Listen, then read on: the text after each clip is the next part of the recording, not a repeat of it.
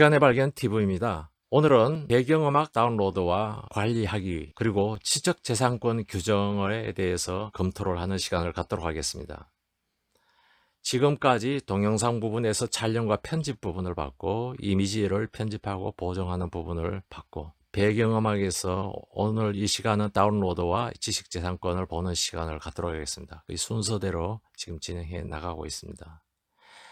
지식재산권의 규정을 찾아봤습니다. 국권, 실용신안권, 디자인권인데 우리는 여기에 해당되죠. 어머니. 저작권은 저작자 사후 70년, 그 다음에 공동저작권은 마지막 사망자로부터 카운트를 한다. 이렇게 돼 있습니다. 그러므로 음원은 반드시 사용하기 전에 지식재산권을 확인해서 꼭 사용을 하셔야 되겠습니다.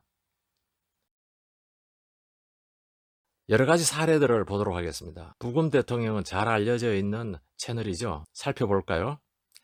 무료 사용하는 범위에 유튜브도 들어있죠. 또 무료 사용 시 필수 조건 출처 및 표시하라라는 거죠. 그것도 뭐 그렇게 할 수 있습니다. 무료 사용 시 수익 창출 허용 범위, 구독자 및 조회수에 의한 광고 수익, 이걸 왜 해놨을까요? 위에도 해놨는데 그것은 바로 이 밑에 걸 잘 보셔야 됩니다. 무료 사용 범위에 해당하더라도 수익 창출 범위를 넘어선 영리 활동과 관련된 경우는 무료 사용이 불가능합니다. 참 이건 애매한 표현 같아요. 앞에서는 무료 사용이라고 얘기를 해놨는데 고소득이 됐을 때 영리 활동, 그러니까 사업의 영역으로 넘어선 어떤 이런 경우에는 유료 사용을 하라는 얘기입니다. 쓸 수 없다는 얘기죠. 참 애매한 표현이에요. 자기가 취미 생활을 하거나 블로그나 카페나 뭐 이렇게 취미 생활을 한다면 몰라도 유튜브를 앞으로 규모 있게 키우기 위해서 하나의 사업으로서 본다면은 저 같은 경우에는 안 쓰겠습니다. 또 한번 볼까요? 제한 범위에 대해서도 프리뮤직 사이트 보면은 출처를 반드시 사용하라는 내용을 아주 강조를 좀 크게 한 적이 있어요.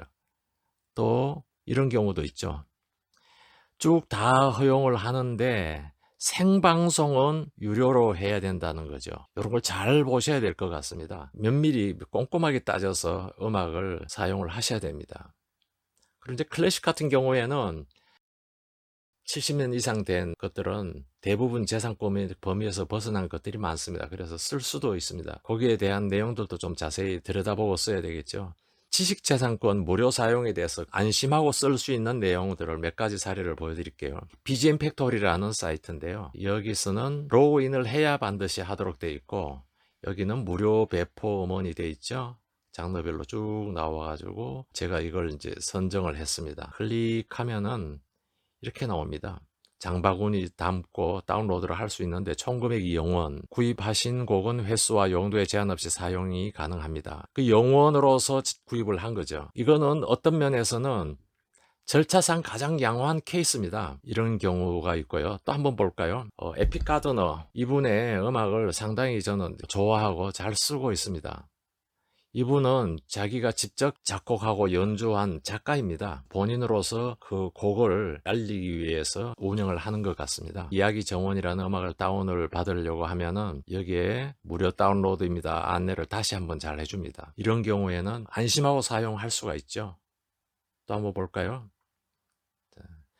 픽스베이라는 건 너무나도 유명한 사이트입니다. 음악보다는 어떤 면에서는 영상과 사진에 대해서 더 뛰어난 사이트인데 상업적 용도로도 사용하고 출처를 안 밝혀도 된다라고 아주 시원시원하게 얘기를 했어요. 근데 이 사이트가 운영하는 목적은 뭐냐면은 경품을 내놓고 무료로 쓰게 합니다. 근데 그 음악이 마음에 든다 하면은 작가 안내로 들어가게 링크를 걸어놨어요. 좋은 음악 같으면은 그 작가에서 구매를 해서 사용을 할 수 있도록 하기 위한 목적으로 어떤 면에서는 경품을 앞으로 내놓은 것들입니다. 그렇기 때문에 이런 경우에도 안심하고 쓸 수 있는 음악으로 생각하시면 되겠죠. 이 유료 사이트에 대해서 추천해드리고 싶은데 3개월 동안에 무료죠. 약 7천만 곡이 여기에 등재가 돼 있고 3개월 이후로는 약 한 10불 정도를 월 비용을 지불하면은 마음대로 그 음악을 쓸 수가 있는 이런 내용들입니다. 그러면 음악 파일 관리 사례를 한번 보도록 하겠습니다. 그럼 이거는 파워포인트 내리고요. 음악은 여러 가지가 있는데 21년도 한번 잠깐 볼게요. 자, 효과음, 뭐 동물 소리, 그리고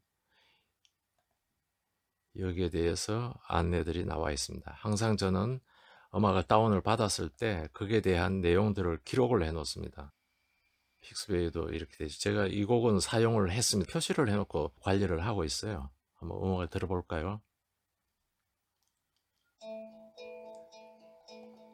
그래서 이 음악을 찾아 들어가려면 사이트도 안내가 되어 있죠. 이를 클릭하면은 음악 사이트로 들어갈 수도 있죠. 다운로드 받을 수가 있죠. 에픽카드 넣어 있죠. 나와 있죠. 여기 출처, 자작곡 무료 공유해서 안내를, 저는 이미지도 이걸 가지고 근거를 다 이렇게 갖고 있습니다. 제가 자주 가는 사이트에 대해서 지적재산권에 대한 안내를 이렇게 좀 나중에라도 볼 수 있게끔, 그리고 아까 말씀드린 것처럼 제가 사용한 부분은 표시를 하고 그 내용들을 달아 놓습니다. 이것은 무료뿐만 아니라 유료일 경우에는 또 더욱 이런 관리가 필요합니다. 그래서 나중에 거기에 대해서 이의가 들어오거나 들어왔을 때 언제 구매를 했고 어떤 근거로 이 음악을 사용했습니다라는 답변을 해야 되죠. 꼭 필요한 내용이니까 참고하시면 좋을 것 같습니다. 자, 이걸 한번 알아봤고요.